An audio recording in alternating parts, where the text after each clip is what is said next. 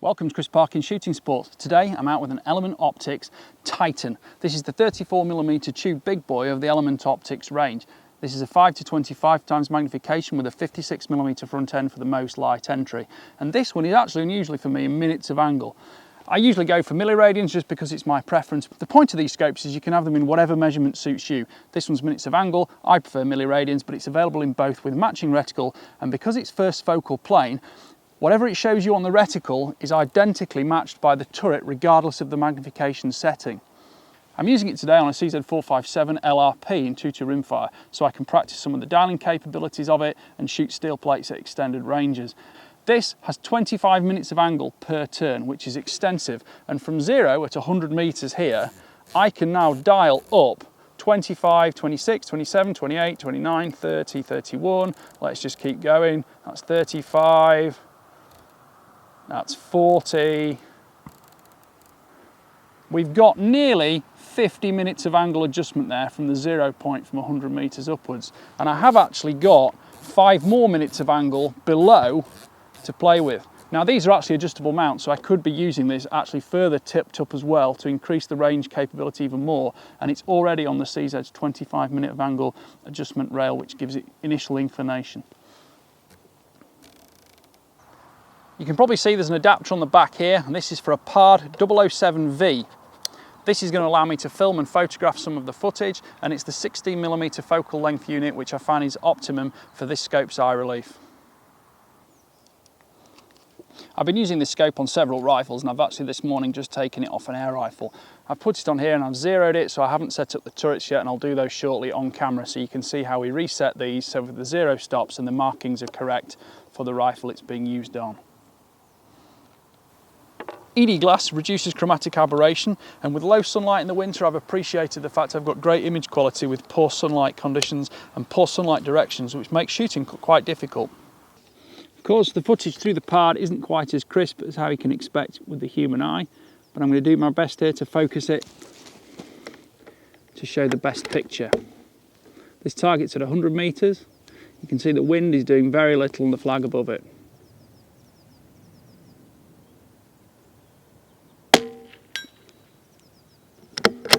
Striking slightly high. The internal mechanisms on the turrets are stainless steel to give you greater long-term durability, and it has a hard mechanical zero stop. Give that a few clicks left, click down. The scope is waterproof, fog-proof, shockproof and nitrogen purged. A sunshade lens cloth and rubber lens covers are included. The exit pupil is 11.2 to 2.1 millimeters. Eye relief is 3.74 to 3.54 inches. Field of view at 100 yards is 24.1 feet to 4.9 feet, which is equivalent to 4.6 degrees to 0.92 degrees.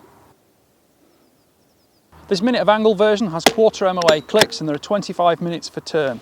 If you have the milliradian version, there are 10 milliradians per revolution. I think I'll go 2 more clicks left, and I'm going to call that zeroed at 100 meters. Comes with an extended throw lever to speed up magnification control. On the back we've got a nice smooth fast focus eyepiece to give you a crystal sharp reticle picture. Turret clicks are firm. Zero stop, which you can set wherever you want if you want it below 0. Windage is marked left and right of centre, and there's 25 minutes of angle per rotation. Flip-up lens caps are also provided, both front and rear. Parallax control runs from 15 yards all the way up to infinity.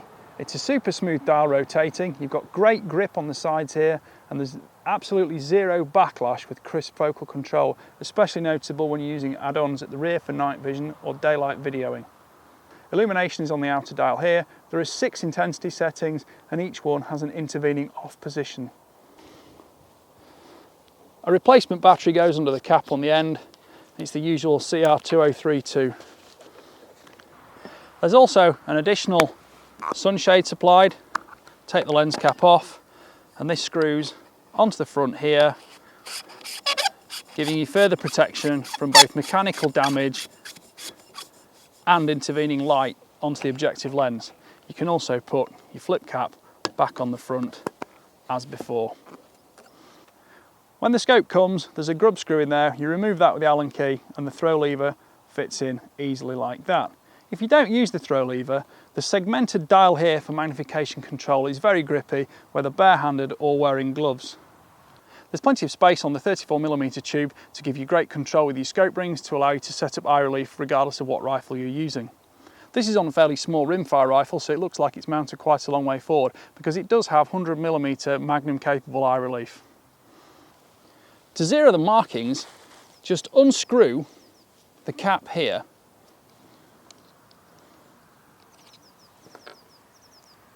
Lift the outer dial off and then slot it back down to illustrate your zero position.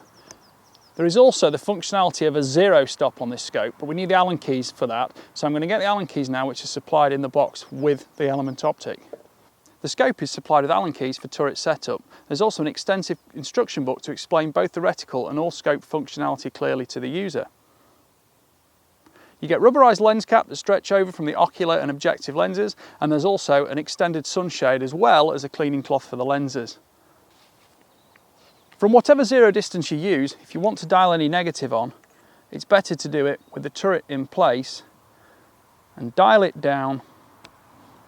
I'm going to go down on this one about 5 minutes of angle. 1, 2, 3, 4, 5 minutes of angle. And I'm going to set the zero stop here. That means I've got negative travel if I need to dial lower for any different distances or changes of ammunition. Overall elevation adjustment is 90 minutes of angle or 26.2 milliradians. Overall windage adjustment is 50 minutes of angle or 14.5 milliradians. Now, all I have to do is put the cap back on, remembering that I dialed on negative of 5. So that's 1, 2, 3, 4, 5. So I put that on at 20, which is there, and then I dial there, and then that's back to my 100-meter zero. It's just the easiest way to do it if you want negative travel, which in an emergency or backup situation is very helpful without having to resort to Allen keys if you do need to dial back below your regular zero. And I've now got a negative 5 minutes of angle.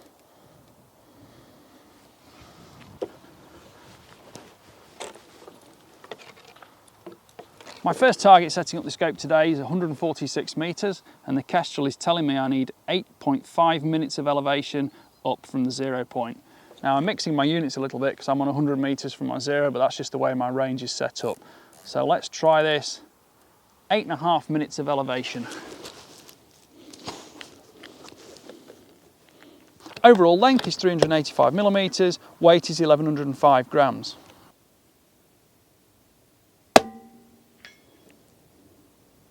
Well, we're on the target. I think I'm going to take 3 clicks off there and a few clicks right.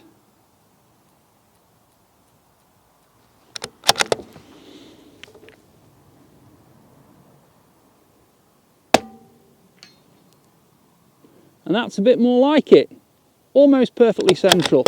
So let's shoot the rest of the group.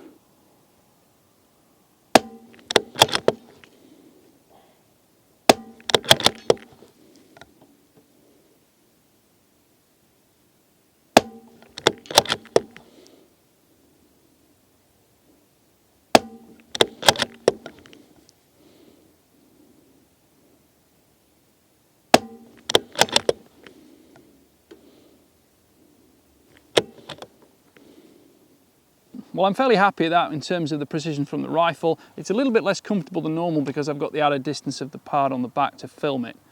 But in terms of the group on target, I'm quite happy with that. My adjustment wasn't quite as calculated, but I'm used to dialing everything in milliradians, not minutes of angle. So my previous dope settings are slightly different and I just need to accommodate for those. Target number 2 is 162 meters. Just going to dial this in here.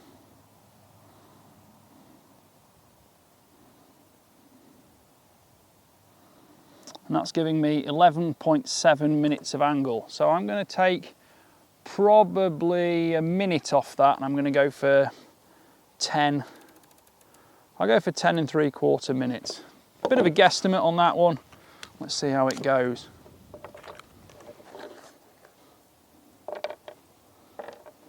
Being first focal plane, of course, I can read all the adjustments from the reticle itself. As I've said, I am used to milliradians. The systems all still work similarly, just different dimensions, and I just have to get used to slowing down my thought process and working quite so quickly and intuitively as I've done for years in milliradians to switching to minutes of angle. But let's have a go at this one.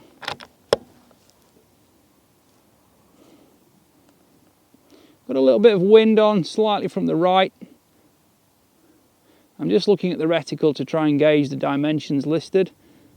It looks like that is about 4 minutes of angle aimed to the right. And actually we've not done too badly there. Second shot.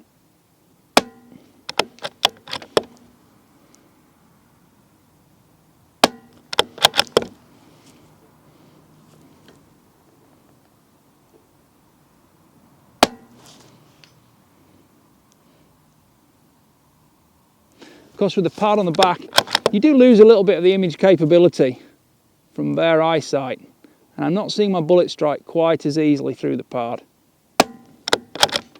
The wind out there is quite changeable.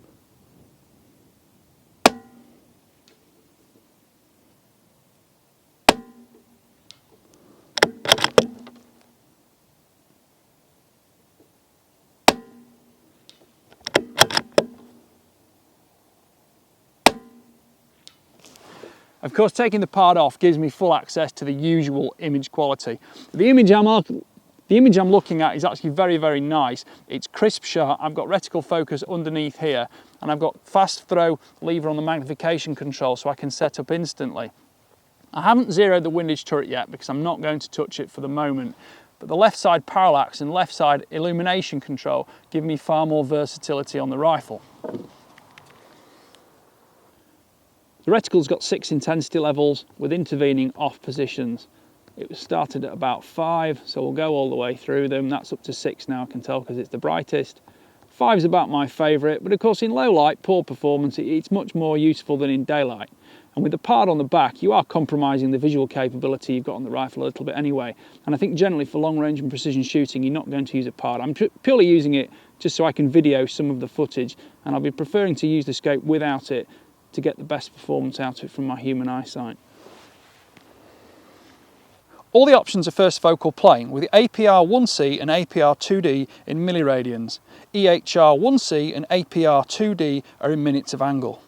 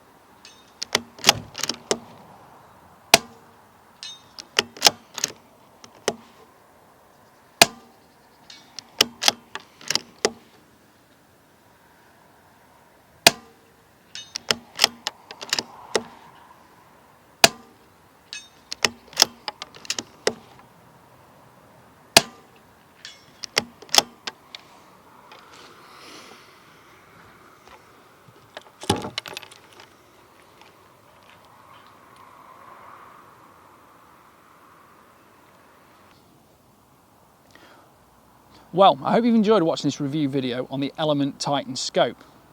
The helix below it and the nexus above it give a graduated scale of image quality, but the Titan, somewhere in the middle, gives you a lot more functionality, and it's a larger tube, more suitable for dialing capability, and still got the 56mm objective lens, so you get great light entry into the scope and transmission through it.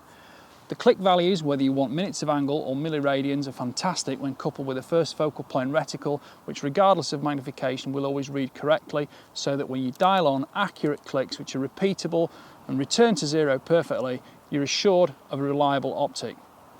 Today wasn't the greatest day for box testing because there is wind outside, and of course the wind will destroy the accuracy of the box test. I've already done the box test on this scope using an air rifle at shorter range in controlled conditions with no crosswind or variables like that. It tracks perfectly and I'm extremely happy with that. So regardless of whether you have minutes of angle or milliradians, you're assured of a correct scope. Well, I hope you've enjoyed watching. Please like, please subscribe, and please comment, and please click the notification bell. And just remember, the comments you put in the box below are what inspire us to make more videos for you. Thanks for watching. Bye for now.